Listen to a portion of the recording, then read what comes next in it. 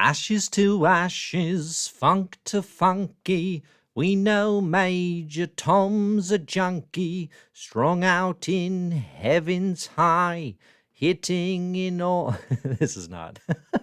That is not how that song goes. Oh, we're live. Hello, hello, hello. Oh, look at that. We got the live chat with the host feed. Pulled it off. Look at this professional YouTuber. Hey, everybody. Welcome to Comic Book Herald Live. I'm Dave Busing, founder and editor-in-chief of comicbookherald.com. What you just maybe heard was an attempted Bowie's Ashes to Ashes. I don't know that one that well. I, as you could tell, I went into the recording and I thought, oh, geez, I don't have a song. I haven't thought of a song today. What's a song with the word ash in it? And the first thing that came to mind was Bowie, Bowie, Bowie, Bowie, Bowie, Bowie. It's a little Flight of the Conchords Bowie. I can do that. I can do some Bowie, but I definitely can't do Ashes to Ashes. You're going to see your own chats here in the comment. We got the live chat streaming. If you're here with us, thanks for joining live. Very much appreciate it. You can find all my stuff at comicbookherald.com. You can back the show over at patreon.com/comicbookherald. Get in your questions. Get in your thoughts. Super chat is open and available for those of you interested in supporting the show. But otherwise, I am just going to review. Ooh, Dave Bowie sing. I like it. I like it. Little stretch, little play on Dave Busing. Dig it. Okay. Let's do this. Let's talk comics. We were going to talk today pretty much primarily like what are the new comics that are out. Got a little Immortal Thor today. Immortal Thor number 8. Got Ultimate Black Panther number 2. Got I was going to do some February, best of February comics, baby, right? But hey, we got the X-Men from the Ashes announcement. We got the big announcement. Just came down this afternoon. Marvel announced at South by Southwest the first 3 titles and creative teams, and then a handful of other titles that are going to be the post-Krakoa X-Men comics. Quick pause here. Very important question just came in. Is DeMar DeRozan the best Bull since Jordan? Thank you, Trapcott Thanos, for that all-timer of a question. We're going to have to come back to that one. Sadly, honestly, it's hard to be the best Bull since Jordan when you're not even the best player on your team, which is obviously Alex Caruso, right? Jordan passed the torch directly from his hand to Caruso, but otherwise, yes, I do love me some DeMar DeRozan. I can't get off this Bulls team. It's a lot. It is a lot. Listen, I know some of you get mad when I talk sports. It is a lot like X-Men fandom.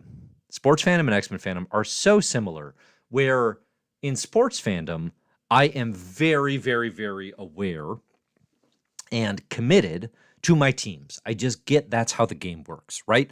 I'm a Cubs fan. I'm a Bears fan. I'm a Bulls fan. That has been consistent since I made that decision at the age of like 15. For some people, it goes way back, right? As a kid, I was a very contrarian kid, okay? I would venture to guess I was in the 1% of 9-year-old boys whose aunt got them a welcome to Utah, the Utah Jazz welcome Dave Busing picture up on their wall in the Chicagoland area, okay?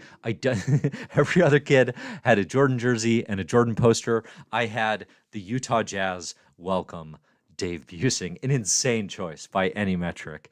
I was a very contrarian kid. My favorite baseball player as a kid was Pedro Martinez. I can't explain some of these things that I do, the way my brain works. I decided as a teen, I was like, you know what, I should, these are my teams, right? And you just decide and you just have your teams, and it's usually based on where you're from, and you have your sports teams. That's how a lot of y'all are with comics and with X-Men fandom in particular. You're just like, I read X-Men. It's like, well, what if it's not good? No, I read X-Men. And it's like, well, what if you don't like, no. If X-Men is to be read, I read X-Men. And I find that as a comics fan very strange, right? I've talked about how, I am more certainly entering this era. Obviously, I'm an X-Men fan, but I am not a Marvel Zombie week-to-week pick-up X-Men comics X-Men fan. This is the only era of my life that I've picked up X-Men comics on a week-to-week basis and cared to read them and analyze them at that cadence, right? Otherwise, the past 15 years of collecting comics, I was not ever picking up X-Men.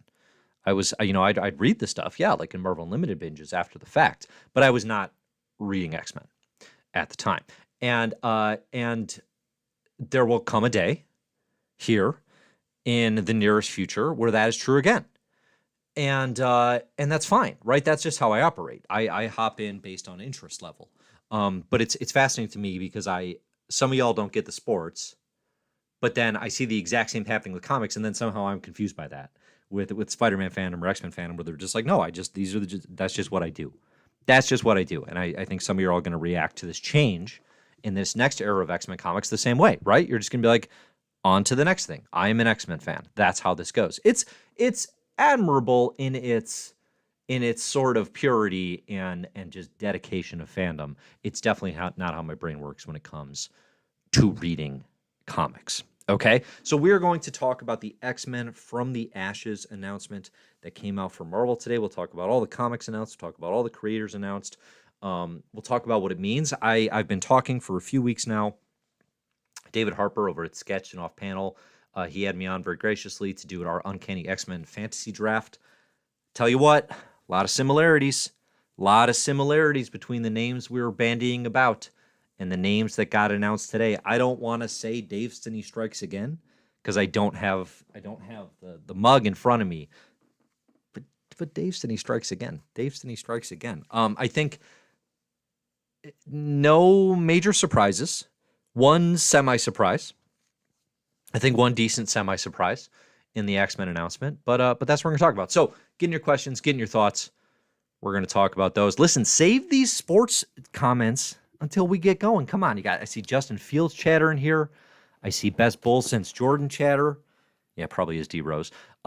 Listen, you got to save these till the end when I'm starved for conversation and I have no idea what to talk about. I'll be honest, I don't even know which way I'm going to go on this announcement today. I definitely have not had enough to drink to really just dive in. At some point we might talk Fall of the House of X. I don't know. I mean, good grief. I didn't want to read it. I told you all that. And somehow it was worse than I expected. Okay, let's do it. What are we doing? We're talking about comics. Okay, next image. Go. Show me the next image. And the next. How about the next? We're going all the way around, baby. All the way around the horn. Okay, From the Ashes, A New Beginning. X-Men by Jed MacKay and Ryan Stegman. Exceptional X-Men by Eve Ewing and Carmen Carnero. Dropping an Ewing in there? And just leaving it? What a head fake. That's some George Mikan up and under, baby. That is a sick fake out. Dropping an Ewing in there. I got a message today. I won't call them out live and say who it was, but I got a message today from somebody who said Al Ewing's back on X-Men because they had seen this. And listen, I didn't lose my mind, but I was definitely shocked. I was like, no way. I was completely astonished that anyone from the Krakoa era would be a part of this. It just feels like, okay, it's going to be a clean cut. It's going to be a clean segue. We're going to talk about Al Ewing because there might be some DC jumping going on there. We got some rumblings of that. But so they dropped the Ewing, and I'm hearing Al Ewing's back on X-Men, and I'm like, you know what? Good for Al. Good for Al. He killed it on X-Men Red, killed it on Sword. Love him on a Resurrection of Magneto. Let the guy do X-Men, right? Let the guy do X-Men. But no, it's Eve Ewing. It's Eve Ewing and Carmen Carnero, which is its own kind of good. And then we got the Uncanny X-Men by Gail Simone and David Marquez. Marvel has announced as well Phoenix, X-Factor, Storm, Nyx, talk about that, X-Force, and Wolverine are going to be series. They have not yet announced the creatives. I think the surest bet of the bunch there is Greg Capullo doing Wolverine. I'm still, my first pick in the Uncanny X-Men fantasy draft was Scott Snyder and Greg Capullo on Wolverine. Is that going to be there? Is that really what it's going to be? We'll see. We will see. Scott Snyder did retweet support of this lineup, which says to me, Dave Stinney might be onto something yet again. I usually am. Okay, but those are the officials that we have. We got Jed and Ryan Stegman on X-Men. Big picture. The creative announcements, semi-predictable, yes. I didn't expect Eve Ewing and Carmen Carnero on a series. That's got a freshness to it. That's got some youth to it. Okay, it's not just old guard, which is definitely a positive. I have not read Eve's Black Panther yet. I definitely will be checking that out prior to Exceptional X-Men and sort of formulating my expectations. The only viewing stuff I've read is some Ironheart and Champions. A youthful writer. I love that she's from Chicago. Honestly, I give her like when I see her name, I'm like, hell yeah, get yours, because she's Chicago-based. Is that like a real helpful critical evaluation? Yeah, it is. How dare you? How dare you say it's not? I'm seeing here in the chat from Justin, Lisan Al Dave. I can't believe I skipped over this. We'll come back to the comics. I made a video. I made an actual video. It is up on the Comic Book Herald YouTube channel. Have you heard of it? It's not bad. The video, the card says Hickman versus Dune. It is all about the ways that Dune influenced House of X and Powers of 10 and the Hickman X-Men vision. It's something that I actually had cooking about a year and a half ago. And then I saw all the attention around Dune with this movie and, kind of started getting back into it myself. And I was like, you know what? We're doing this. We're going to do it. And I did. And I made an actual video. You can watch it. Can you believe this? You can watch it for free on YouTube. What a deal. What a steals and deals. It's about a 20-minute, unhinged, unedited rant about all the ways that Dune influences House and Powers. It was fun to do. It's going to be another CBH triumph. It's going to be another book or another video that gets, about 3,500 views. And yet each one of those 3,500 people is going to be the coolest MFer in the world, right? Every one of those 3,500 people, coolest MFer around. Check that out. That's on the Comic Book Herald YouTube channel. Like, subscribe, comment, all that fun stuff. Always helps out. Comics Guy asks, where can I watch the X-Men draft? You can't watch it. Well, you could, I guess. It'd be boring. It's just a podcast. It's on Off Panel. Off Panel with David Harper. I'll tell you what. You go and listen to that, you're going to hear some predictions that are coming your way. You're going to hear some suggestions for creators that are going to be on comic books that are definitely going to be on them. I think what's happening right now is what David and I were picking for who we thought was going to be working in this era of X-Men is going to be very true, because a lot of that was based on just like who currently works in Marvel, who are they connected to, or who have they kind of teased, right? So like Gail Simone, we've known was going to be involved for some time. The only fake out with Gail was, I think a lot of us, myself included, talked ourselves into like, oh, she's not doing Uncanny X-Men. Like, oh, it's a little bit of a fake out where like, oh, she'll be involved, but like she's not the main. No, like they announced her as the Free Comic Day writer in like December. This has been in the cards for months and months and months. Somehow I talked myself out of it like a fool. That's my biggest regret from the draft. Biggest regret from the draft by far. I could have number one pick said Gail Simone, David Marquez, Uncanny X-Men. Could have locked it in, and Dave Stinney nailed it. Instead, I put him on Generation X like a fool. What a fool I've been. Only a fool would have it. Something like that. Steely Dan, right? Steely Dave? Anyway. So, no, it's good. It's a good listen. It was a lot of fun to do. You can listen to that on Off Panel with David Harper. Okay. What were we talking about? Where were we? X-Men comics. X-Men by Jed MacKay and Ryan Stegman. Eve Ewing, Carmen Carnero, Gail Simone, David Marquez. These are all good creators. I like Jed MacKay stuff a lot. I had Jed on Creannotators, friend of Comic Book Herald, one of my best friends in the industry. And he would not reciprocate. He would never say that back to me. Listen, I have 115 industry friends. Everyone I've ever interviewed, actually it's probably more than that, because sometimes I did two people at a time. 115 interviews with creators and comics industry folks. They're all my best friends in the industry. None of them would reciprocate that, I don't think. But nonetheless, I'm counting it. Ed Brubaker, great friend of mine. Okay, not a lot of people know this. I like to brag about it. It's fun. Jed McKay had him on early in Creannotators because I like Black Cat so much. Because Black Cat was that good.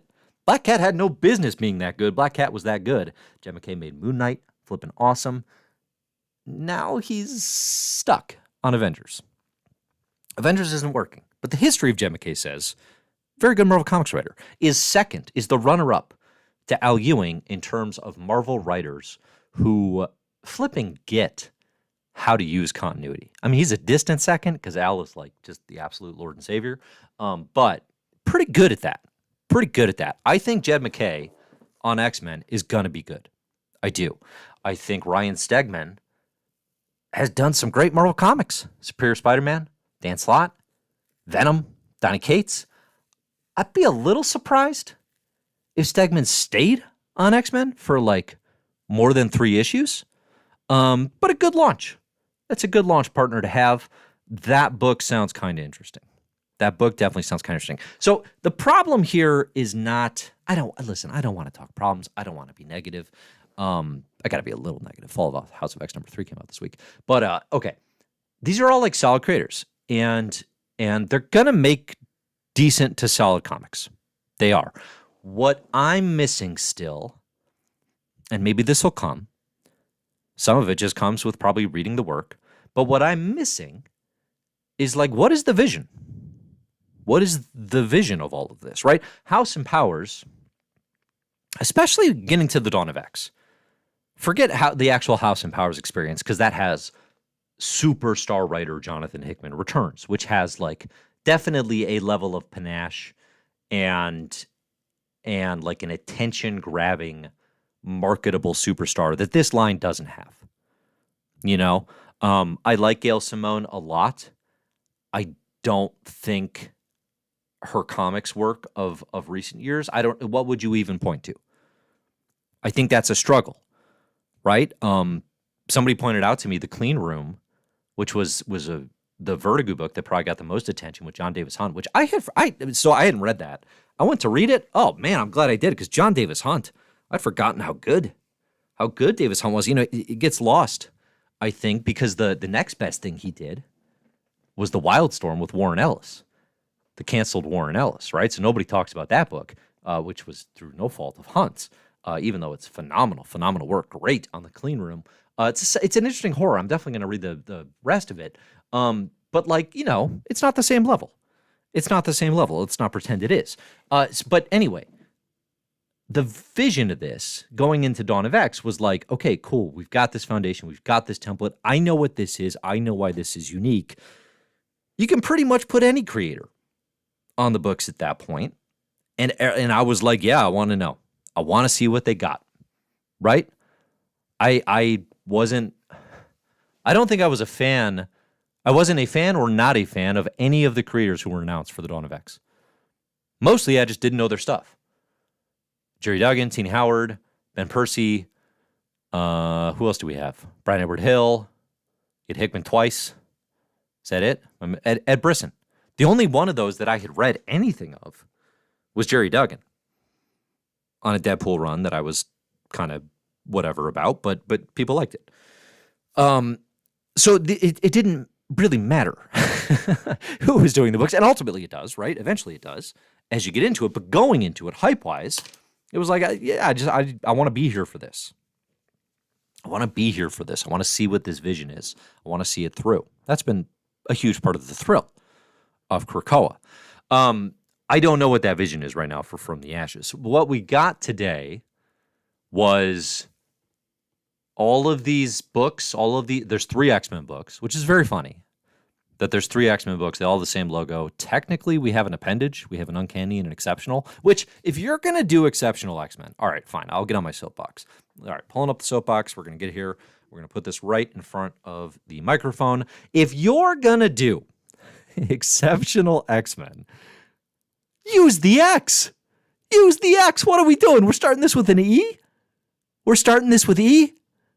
What is this, the 90s at a club? Get that E out of here. Start that with X. Exceptional X-Men. It's right there. What are we doing? Oh, all right. Moving the soapbox. Getting that out of the way. Okay. So we got our 3 comics coming out. The vision is we got 3 X-Men teams. They're all going to be scattered across America.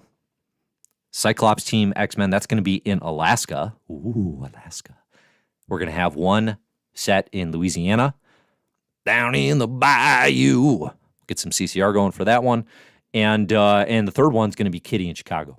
Kitty Pryde, famous Deerfield's own Catherine Pryde. That one's going to be set in Chicago, which, again, EV Wing, Chicago native. Good, sure. More Chicago stuff. I better see Bulls content. I better see Bears content. I better see Cubs. I want to see the coach. Okay? You want to reveal the coach as a mutant? I could take that. I'll have some sausage. I'll see Ditka revealed as a mutant. We'll watch them. We'll watch, Exceptional X-Men. With an X, by the way. Fix that by the time it comes out. What are we doing here? Okay. Seattle KO says, maybe there's a reason for the E. Get out of here. What is this, a cult? There's a reason for the E. That sounds like some religious dogma. You're spitting at me. I promise you there's no reason for the E. Unless it was E Wing was like, I'm double E. This is my book. Give me the triple E. That's a flex I could appreciate. I could appreciate that flex. But I guarantee you that did not happen. There's no way. Okay, so we got 3 teams all over the world. All over the world. And it just sounds a lot like the Fall of X. Like a lot, right? Mutants are scattered.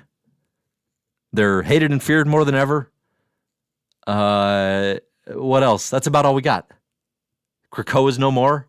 How is this any different than the Fall of X? I would love it. I'm genuinely asking. I don't know.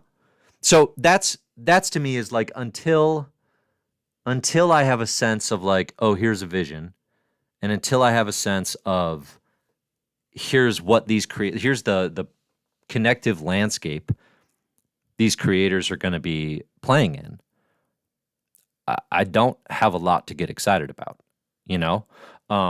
Again, these are all names I respect. They've all have work that I've enjoyed, but none of them are like, these aren't authors that I just have like a standing pull, right, at the comic shop. And I was thinking about that. I mean, that's a hard list to come up with. There aren't a lot of creators like that.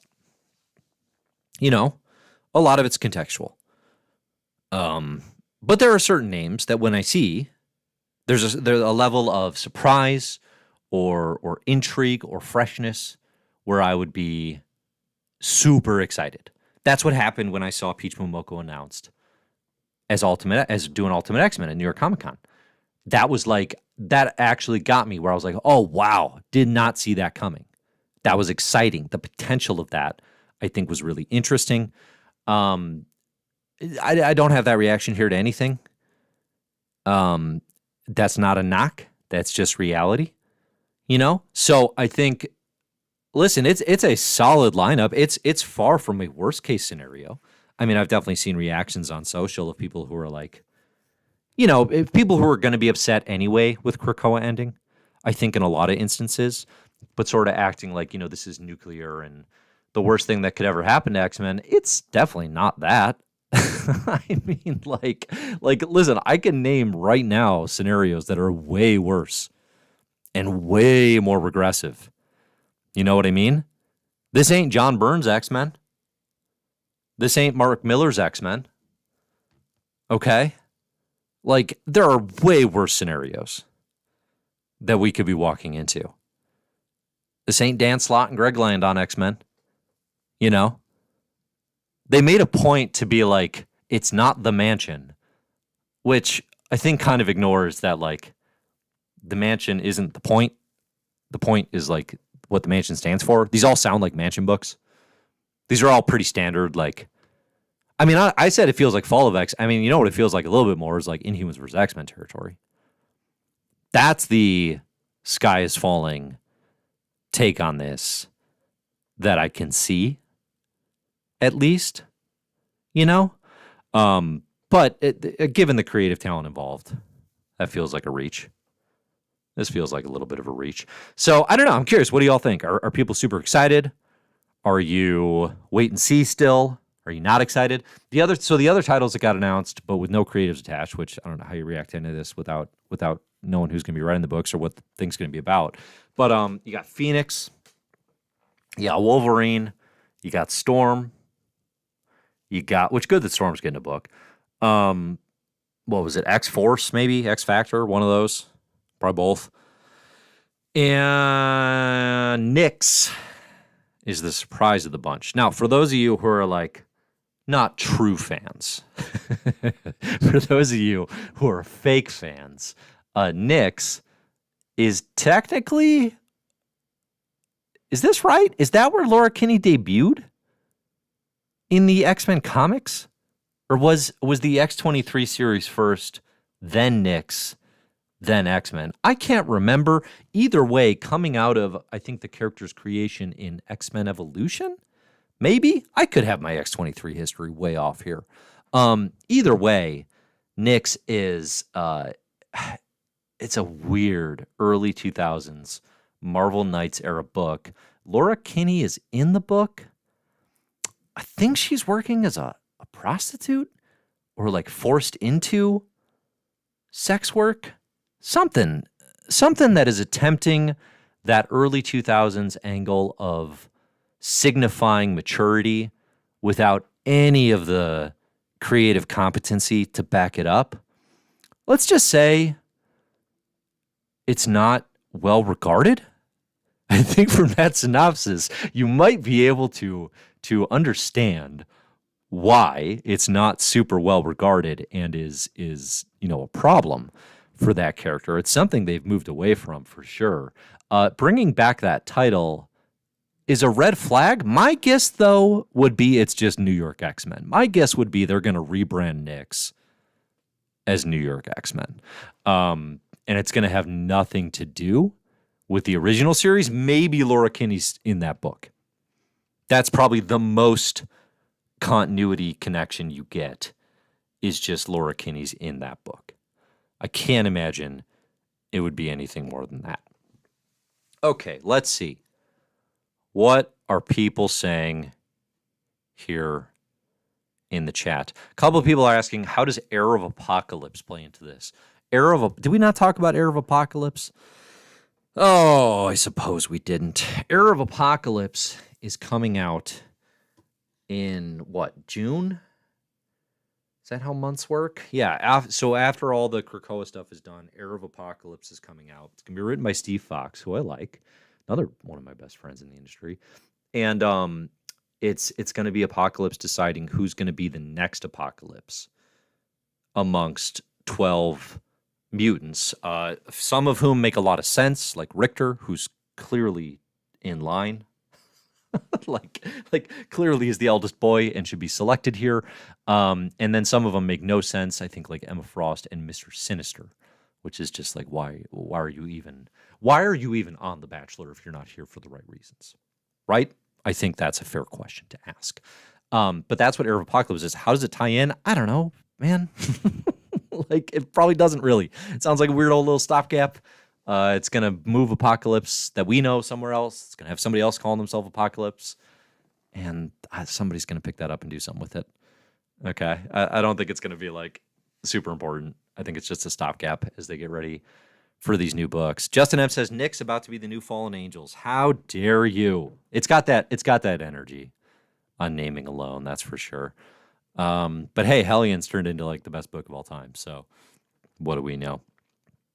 Warren Wilson says, Dave Sinise should predict that she drops the name Wolverine because we're still back in the early 2000s. I mean, they've already done that with Laura.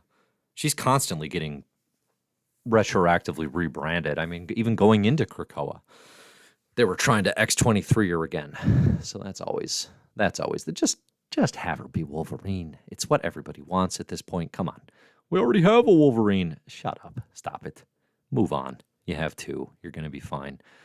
Xavier says, are they finally going to tell us how to pronounce Ech? Sorry, I tried a version of Apocalypse's name. I'm sure I got it wrong. I'm sure that's not right. Ian Feldman asks, will Central Park still be Seneca Gardens? I highly doubt it. I think anything that was in Krakoa is going to be gone. I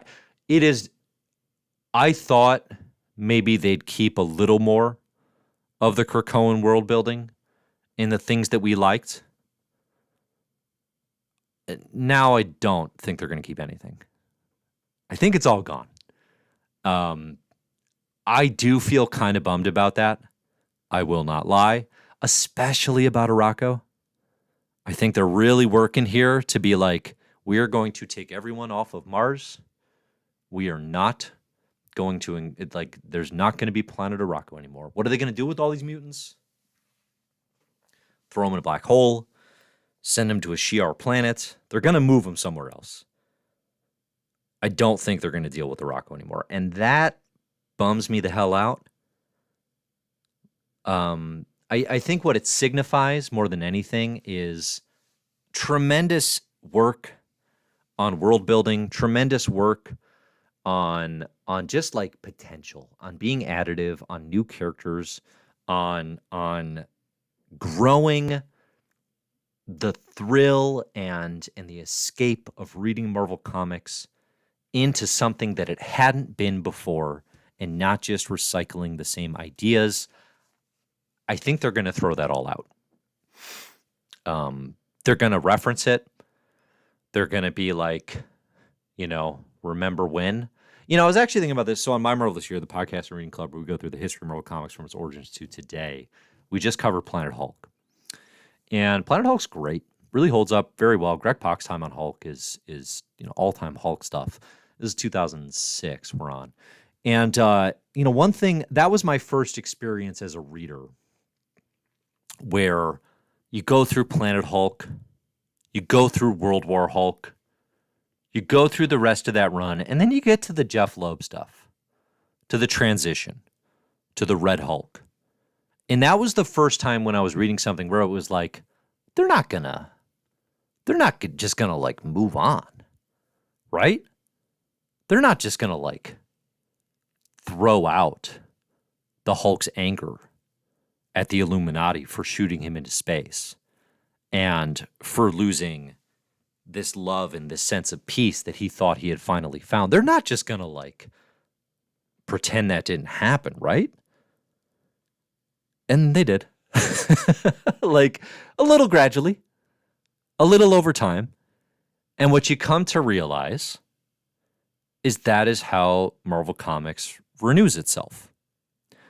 They shed the skin of anything that felt fresh, and they put back on the 60s suit, or whatever the sort of origination and kind of original feeling and vibe of a thing was, and they put that back on, and they wear that again for a while until somebody is creative enough and artistic enough and daring enough and has just somehow the right mix of editors and vision and timing to try something new. And that is just what Marvel Comics does. DC too, in a lot of ways.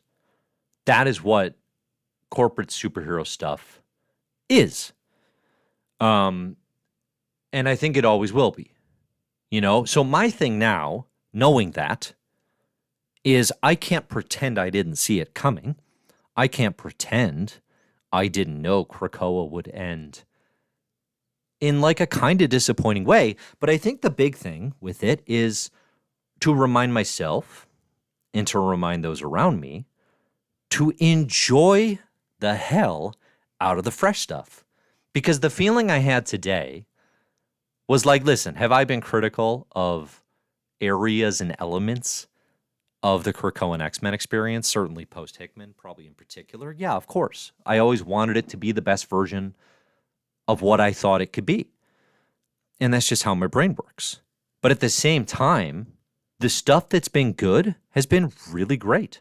I've enjoyed it a lot. And what I was thinking today is you see it, officially and formally ending and really kind of just getting thrown out and moved on from in the way that we all should have come to expect is like appreciate that it happened. This is a little live, laugh, love, right? But it is with comics. It's like, just like Peach Momoko right now, starting an Ultimate X-Men run that feels unlike anything else Marvel's publishing. It feels so unique. I love that. Enjoy that. I need to enjoy that. I need to just let that be an experience that I can enjoy. And and have a good time with it, because like those moments are rare. It's hard to get that stuff.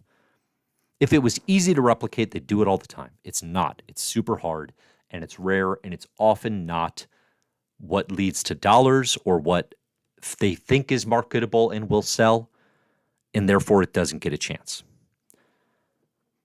Like the Krakoa era is good, man. Like it is. I know people like to complain about it. I know it's now rebranded as controversial, but it was a good time.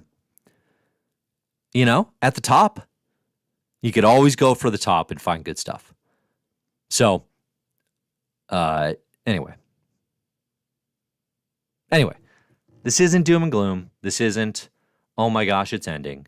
But it is like, it's like, oh, like they're, I think, like really doing a clean cut from Krakoa.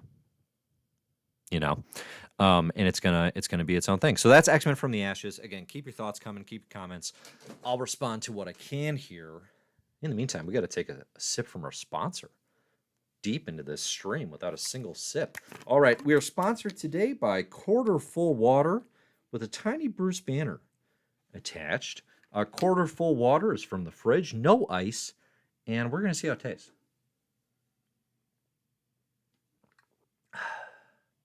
That tastes of need of a wash. That tastes of been sitting on the desk all day. Thank you, Quarter Full Water, for your sponsor. Big Water, as always, our sponsor.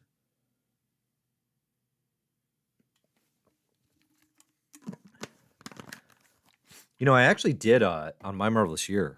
I shouldn't be saying this, but so we got a sponsorship or whatever ads to run for Marvel Strike Force, which is a game that I've enjoyed a fair amount over time, but I can't get the rep to like get back to me with the proper contract.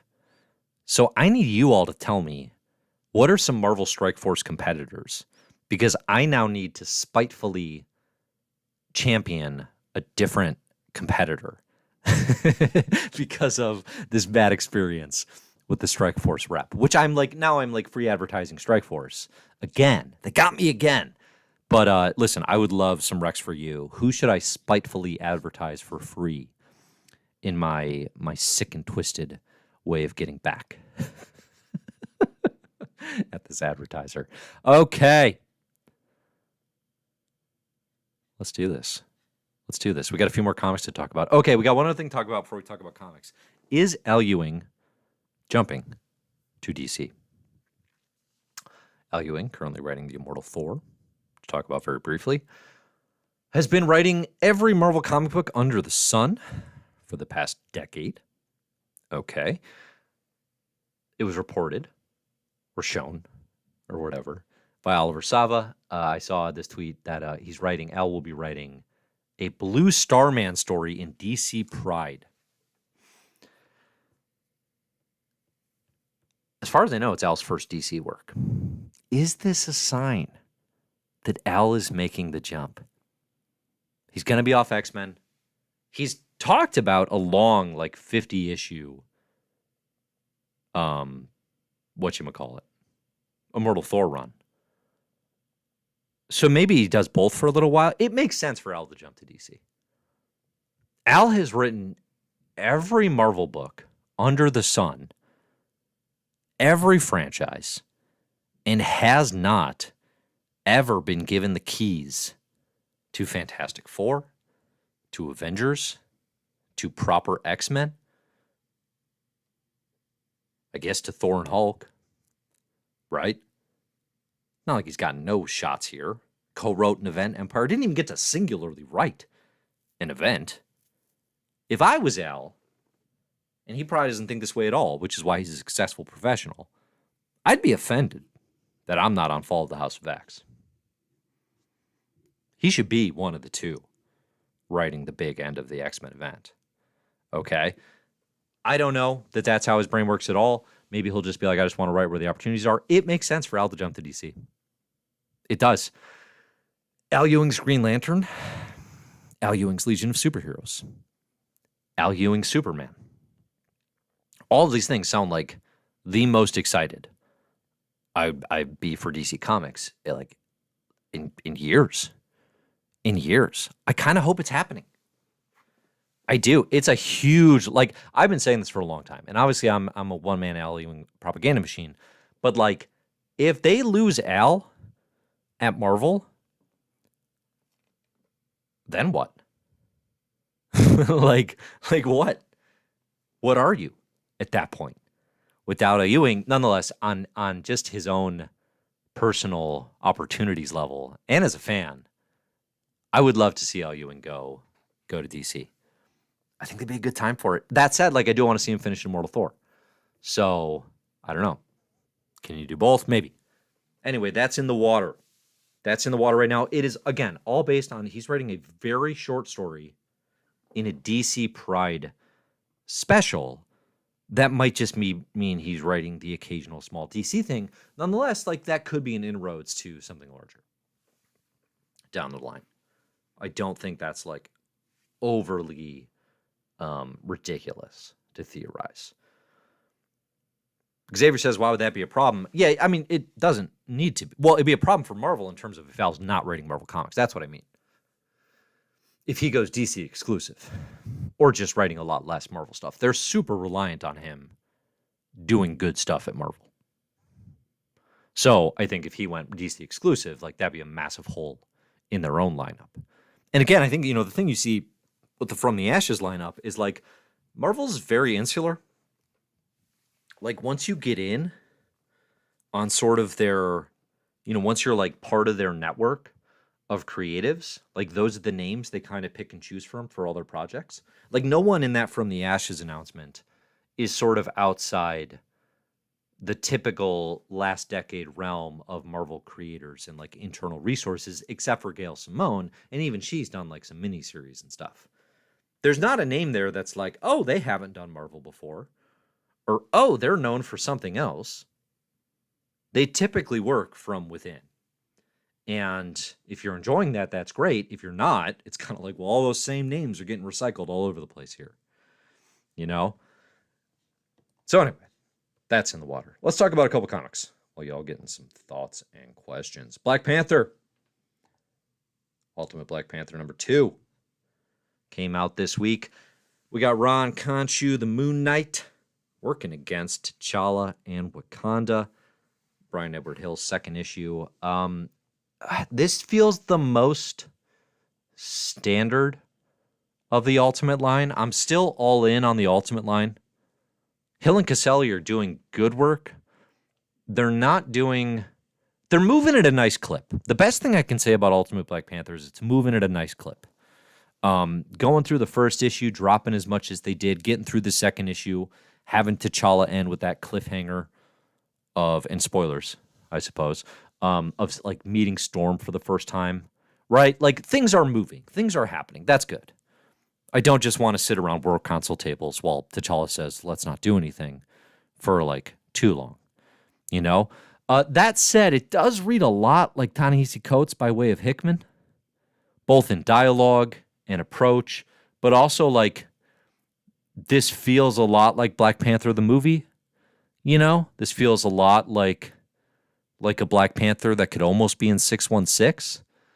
I want to see some big swings from the Ultimate Verse, and Black Panther isn't hitting that yet, Again, solid work. If you just want a strong Black Panther and like kind of capturing those MCU vibes while playing in the Maker's landscape that Hickman set up in the Ultimate Universe, you're going to get that. But, like, I want to see more. I want to see it taking swings. It's especially weird when you got Hickman and Giacchetto getting all the attention on Spider-Man. And they're not that far removed from what's happening in Ultimate Black Panther, for real, but I think the idea of Family Spider-Man feels more transformative to some readers than it does to others. Then you got Peach Momoko and Ultimate X-Men just going wild. Doing X-Men stuff stuff that you wouldn't even look at and be like, is this even an X-Men comic? Right? Got you asking those questions. Plus, visually, it doesn't look anything like anything else. Black Panther just feels like a comic. like if this comic had come out in 2006 in the actual original Ultimate Comics line, it kind of fits. The only thing that doesn't fit is Ron Conchi working for the maker, because that's stuff that was set up in Ultimate Invasion. Everything else, you could just be like, yeah, sure. This is a take on Black Panther. Give me something that isn't there anywhere else. That's what I'm looking for. A little disappointing. You know? I'm seeing here from Just, we need to learn more about the Moon Knights. Yeah, absolutely. How about they aren't just the twins from Breaking Bad and Better Call Saul?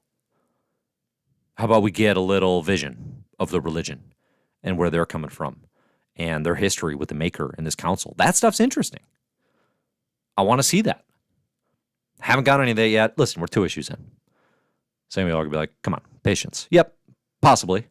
But again, I'm huge on like, listen, if you got story capital, spend it. You're not going to have forever. Okay? That's a lesson of the Krakoa era. So I want to see a little more from that. The other book that was interesting this week, Immortal Thor number 8. Okay. I've been trying to crack what Al Ewing is doing with Immortal Thor. Right? With Hulk, it was very easy. It's like, oh, okay, this is the horror Hulk, and we get all this crazy horror cosmology stuff. You know, the one below all, and it, you know, you could tap into like, oh, this is what this book is.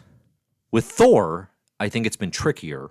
The thing that seems the most consistent, and it's not something I would have noticed very easily, but it's like Ewing is retelling less heralded Thor stories, sometimes published by Marvel, sometimes just from Asgardian myth, but it's all kind of like almost going through the motions of Thor's history, of the tales, specifically set like with the Utgards and stuff, which are kind of like the antagonists of this arc so far.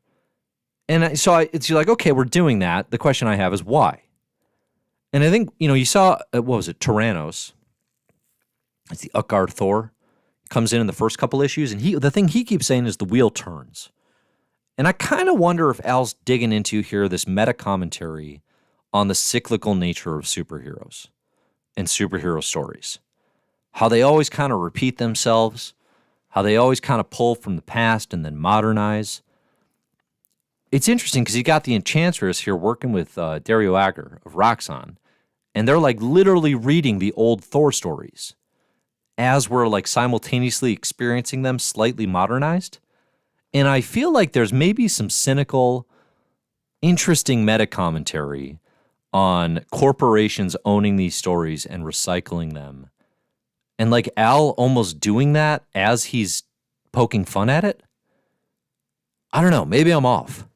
There's something there. It's kind of interesting. And then you also, in this issue, have a pretty interesting deep cosmology that Al Ewing's cosmology and Marvel cosmic landscape that he has patchworked together across like 74,000 different Marvel comics. Insane. Like, it is impossible to do what he has done, which is create like a consistent and thorough mapping of all of Marvel cosmology and like creation across 8 million different comics. That's wild.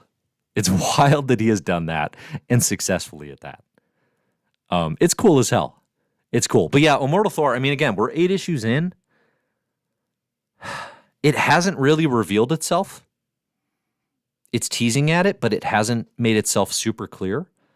And I guess what I'm worried about is just like, I don't know, how long can you get away with that? How long can you get away with like feeling like there's something huge here to say, but kind of hiding it beneath the surface? I think it's a cool approach. But I have trust and confidence in the creator. I don't know. Like, this is the Thor book right now. There's not another Thor comic. If this was another creator that I didn't have the confidence in, I think you'd be looking at a pretty short Thor run. You know? So I don't know. I hope it's got rope because of the enjoyment of Immortal Thor. I guess is my biggest fear. My other fear is what I saw shared by Comic Book Couples Counseling, which was the Immortal Thor paperback selling for a retail price of $30 for 5 issues and a little chapter of a free Comic Book Day thing. That's insane. That is like prohibitive. I think at this point, I don't think Marvel gives a damn if you steal their comics, like piracy-wise. I don't think they care at all. They're just like, yeah, people are going to do that. Do that. We are just going to gouge the ever-living heck out of the nerds obsessed with collecting this stuff in print. I think that's the business strategy. It's just like, listen, there's all these nerds who are going to collect this stuff come hell or high water. We just need to charge them outlandish prices because they're going to do it no matter what. Is this how they talk about it? Probably not. But I'm increasingly getting that feeling. $30 for a paperback? What, you can get what, the first 3 volumes of Chainsaw Man for that? Get it for $6 if you just stream it on the Viz app? Come on. It's not competitive. It's not sane. What are we doing? What are we doing? All right. Another sip from the old water. Getting your questions, getting your thoughts. See what else we're going to talk about today.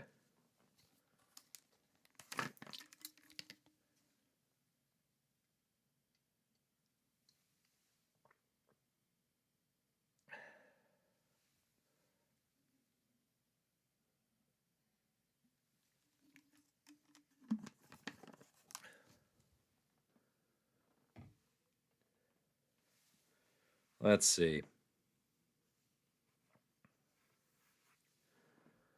Banksy says, how dare Ewing say this would be more epic than Immortal Hulk, though? It doesn't feel there yet. Yeah, I mean, if that's the bar, and it is, it's not there. Immortal Thor. Immortal Hulk, 8 issues in, that was a tight machine. Immortal Thor is definitely not there. I still kind of hope it can get there. Justin says, I do think Marvel fans need to kind of boycott some of these price hikes more. Yeah, I don't know. I mean, some will reject it. It's the same thing it always, with anything. It's like the people who can't afford that and are actually price conscious aren't going to get to have it. And the people who just have an insane amount of dough and just love collecting the stuff, or even don't have an insane amount, but are just like, this is what I do. I collect this stuff. They're going to suck it up and they're going to get it. But yeah, I mean, I don't know that much about the industry in terms of like the pricing of it and all that. But like, it does make, like, is paper just like the most expensive thing right now? like obviously the pricing of like shipping and just everything is up. Inflation is a real thing. But it's like, what is more expensive right now? Like a steak or a piece of paper? Because based on comics pricing, I think it's paper. Or it would, the irony too is like, it would imply that, well, it's not paper. You what's the word? Snarky a-hole. How dare you call me that, by the way? It's not paper, but it's paying the creative talent, right? We have to pay our creators good money, which I'd be like, yes, you're right. That's fair. Except Marvel famously is not paying great rates right now. Like, they're famously not paying artists fantastic money. The best thing you can say about Marvel is, yes, they do in fact pay, which it turns out a number of smaller comics publishers have a hard time doing. So it's like, oh boy. What are you going to do? Voss says, Immortal Hulk felt can't miss. Yeah, it did. We're not there. I don't know. What are the books right now that feel can't miss? I think Ultimate Spider-Man feels like I can't miss reading it. Like that's probably the Marvel book right now that I'm... Oh, and Ultimate X-Men. Those two for me are probably the two where I'm like, I would not miss a week of reading that issue. Rise of the Powers of 10, but I don't expect that like everyone is on that same wavelength. Okay. Final thoughts. Said I wasn't going to do it. Fall of the House of X #3 did come out this week. It is the third of 5 issues in the event that is like so desperately trying to kill this era. it is it is working so hard to make this era fall. I shared my thoughts last time on, at this point, it feels so rushed and just beneath everyone that it's hard to even like know where to lay the blame.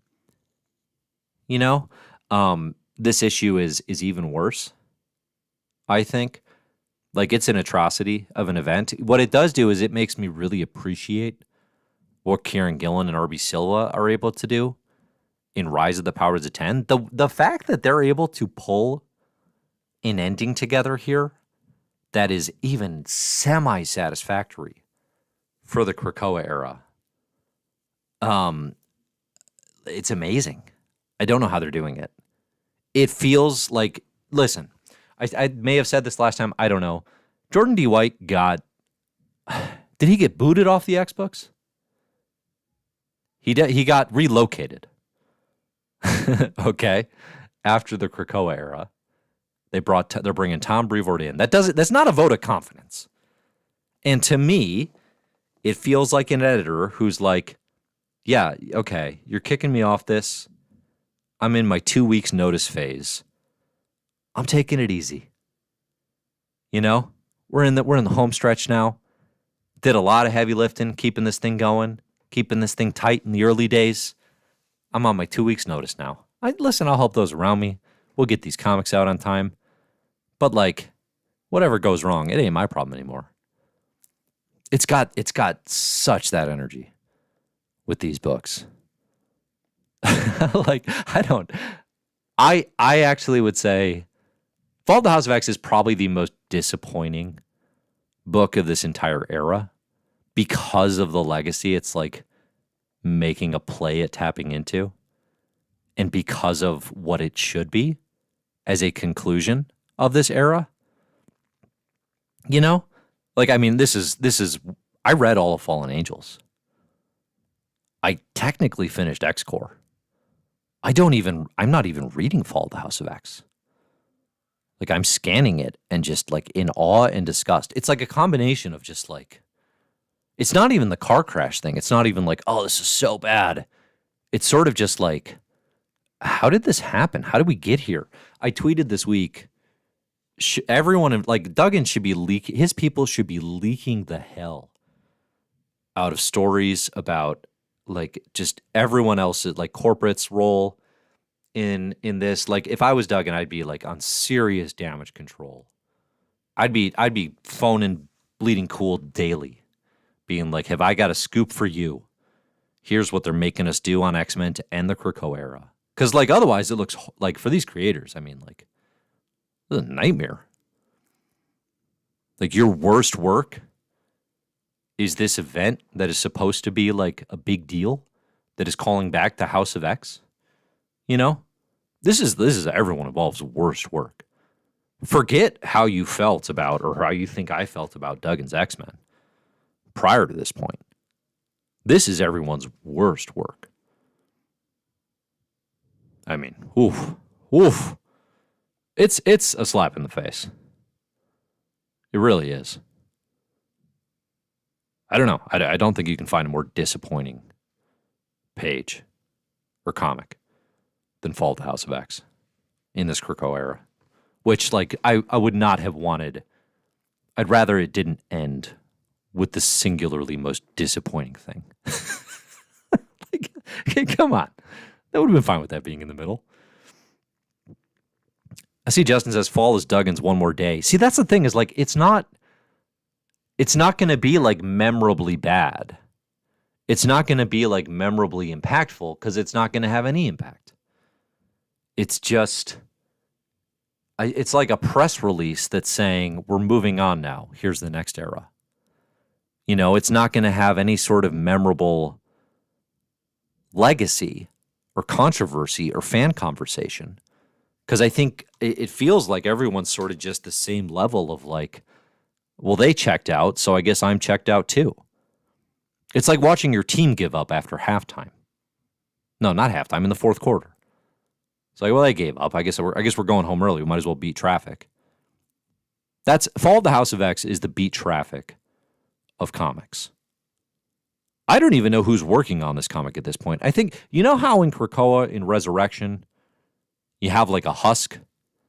You have like a human husk before Professor X puts your brain back in, puts your psyche back in. That's who's writing Fall of the House of X. It's not even, I can't even blame Duggan. It's just a Duggan husk. I don't like the Duggan Husk's writing. I'll criticize the Duggan Husk. All right. Anyway. All right. There we go. I did it. We talked about it for 2 seconds. Okay. That's all. That's it. That's all I got to say. Remember when Aaliyah Gregor was interesting? Aaliyah. Named for Paul's sister. In Dune. Memories of all the prescient Reverend Mothers. Find that in the Dune vs. X-Men video over on Comic Book Herald. What a YouTube channel, right? Great work. Okay. Any final questions? Any final thoughts? We'll wrap it up right here. What is all this woofer conversation? I'm confused as hell. What are y'all talking about? What is this? Is this some sort of inside joke I'm not in on? You can't have jokes about me on my stream. I'll be insecure all night long. All night he was insecure American. Young Americans. Oh, King Kia says Fall of X feels like point shaving. They definitely bet the under on Krakoa Love. That's good. That's well said. Fresh News says, if you told me the one story that hooked me in Hoxpox with Nimrod and all that ended with one cheap piss weak moment, I wouldn't have kept up with this book. I still don't get the Moira heel turn so weak. Well, that's old news, Fresh News. We're not even talking Moira these days, unless we're talking a Rise week.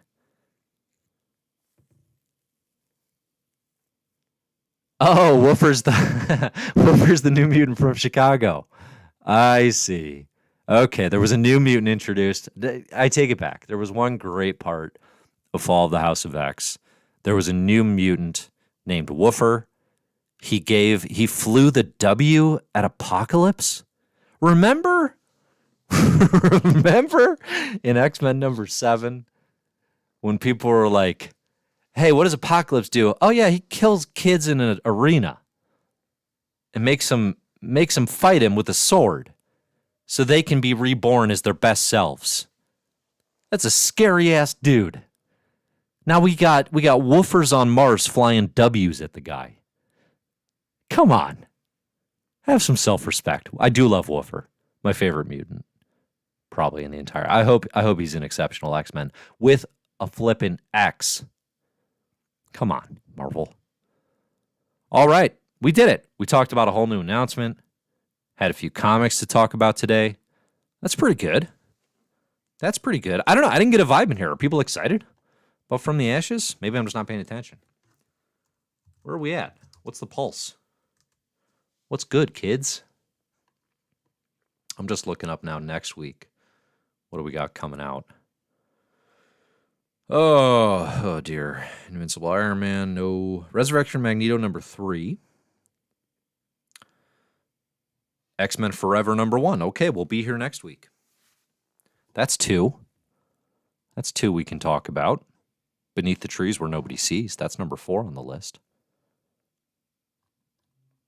Okay. It feels a little late in the day for me to do the best comics of last month. Although at some point it's going to be old. All right, fine. We'll do a quick scan. We'll do a real quick scan.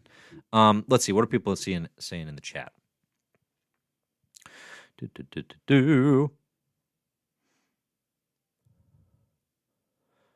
Justin says, depressed about Ashes. Baku Blade says, meh. Ois Z says, what is this? Michael says, sad but buying all the books. See, that's what I'm talking about. That's some X-Men fandom. I can appreciate and respect that while being completely baffled. But I appreciate that you're honest about it. JJ says, you know what's good? Raiders free agency. What, we got a Raiders fan in the chat? Does that mean we got somebody from Vegas? I got some bets for you to place for me. Is that still a thing that you need to do? Probably not. James says, not excited at all. So far, we got no "this sounds awesomes" from the chat. That's fine. That's fine. I'm definitely going to check out all these first issues. I can't pretend I'm that level of cool. I'm not so cool. I'm going to be like, not even touching this. Boycotting the line until they bring Krakoa back. That's not happening. That's not happening. Listen, if this Jed MacKay X-Men book turns out to be awesome, we can't sit here and be surprised. It could be awesome. Easily. Jed MacKay's pretty good at what he does. Clea was good. I didn't even mention Clea, Doctor Strange. Makes some stuff work. Hasn't made Avengers work. I feel like X-Men might be different. JJ says, Dolphins fan. What are you talking about Raiders free agency if you're a Dolphins fan? Confusing, confounding individual. My favorite graphic novels of February 2024. Quick scan. This is live on Comic Book Herald if you want to check it out there. I also email these out every month. Working on the March one right now. Chainsaw Man, Volume 14 by Tatsuki Fujimoto. Man, there's not a single chainsaw in this book. Can you imagine if an Uncanny X-Men by Gail Simone and David Marquez, first issue comes out, not a single mutant? That's kind of what Peach Momoko's Ultimate X-Men feels like, actually. I take it back. You can probably totally imagine that. That's basically what happened. Chainsaw Man. Every volume, I'm reading it. Fascinated by everything that goes on there. Amulet, Book 9, the final book, Wave Rider. This is one of my all-ages faves. Kazu Kibuishi, another best friend of mine. I have so many best friends. If you've read Amulet, good for you. You're with me. If you have a kid age, I'm going to say like 8 to 12, and you're trying to get them into comics, I feel like take a swing on Amulet. Great stuff. Good, great look, even if you just appreciated art, man. Bad Medicine. This is one I picked up at the library on a whim. Love picking up comics on a whim at the library. Christopher Twinn's Bad Medicine. It's a series of short stories that are like horror mixed in with the social and just sort of like personal issues of the Cree indigenous tribe in Canada. Really good work. Really good work. This one's underrated. If you're into like, hey, I want to check out a comic that I bet is like off everybody's radar, check Bad Medicine. Curses by Kevin Huizinga. I said that wrong for sure. Apologies, Kevin. Curses is a reprint. This is short stories that came out in the early 2000s. This is drawn in quarterly work. I read Glenn Gange's The River at Night last year, and it is straight up one of my favorite comics of all time. I moved it into the top 50 best comics of all time. Curses is pre The River at Night. Series of short stories, but it's really just, man, that's a cartoonist who does some fascinating work. Beneath the Trees Where Nobody Sees. This one does not have a collection out yet, but I had to include it. Patrick Horvath, Hassan Otsman Elhau, doing one of the best ongoing books right now. If you like Dexter and you also liked the Berenstein Bears, you're going to want to read this, okay? This book has what I call the juice. This is a good one. This is going to be on a lot of best of 2024 lists, guarantee it. Beneath the Trees Where Nobody Sees. That's out from IDW. The Night Eaters, Book 2 by Marjorie Liu and Sonia Takeda. I'm seeing Pepto-Bismol says open in Hoopla now. Yeah, you'll find a bunch of these there. The Night Eaters, Book 2. Marjorie Liu and Sonia Takeda, up there for me with like Brubaker Phillips in terms of creative collaborations that I just love and trust. The Night Eater. I was out on book 1. I don't know, it just didn't connect. And then I read book 2 and I was like, what was I thinking? What a fool I've been. Again. The Night Eaters book 2 is awesome. Her Little Reapers, highly recommend it. My favorite book of the month, and maybe of the year, Mary Tyler Moorhawk by Dave Baker. If you, like me, were an English major, if you, like me, like David Foster Wallace's Infinite Jest, or at least read it so you could say you liked it in intelligent conversation. If you liked Mark Z. Danielewski's House of Leaves, which I read last year, 2 years ago, for the first time. If you're a literary nerd, Mary Taylor Moorhawk, baby. Oh, it's so good. It's so good. Combination of comics and prose journalism, of future societies, and the power of creativity, the influence of corporations on creativity. I tell you what, Mary Tyler Moorhawk blew my hair off. I used to have a full head of hair, and then I read Dave Baker's Mary Tyler Moorhawk, and it is gone, all gone. This is the comic, okay? This is without question. Listen, unless this year just is sick, this is gonna be in my top 5 of the year. Probably it's gonna be my favorite. And then I'll obviously hear some others I read as well. That's gonna do it. All right, I'm glad we got through that. I gotta tell you, I love doing these monthly best of lists with the collected editions and graphic novels. It's keeping me super engaged in comics. It's got me, look at this. I've got it under my mic right now, but I'm out here buying weirdo French Masters of the Nefarious. It's released in French. Now it's in English. I didn't even like this that much, but I'm out here reading French underground comics. That's where I'm at. Okay? Oh, it's so fun. I love comics. Comics are great. Thanks for listening, everybody. And as always, enjoy the comics.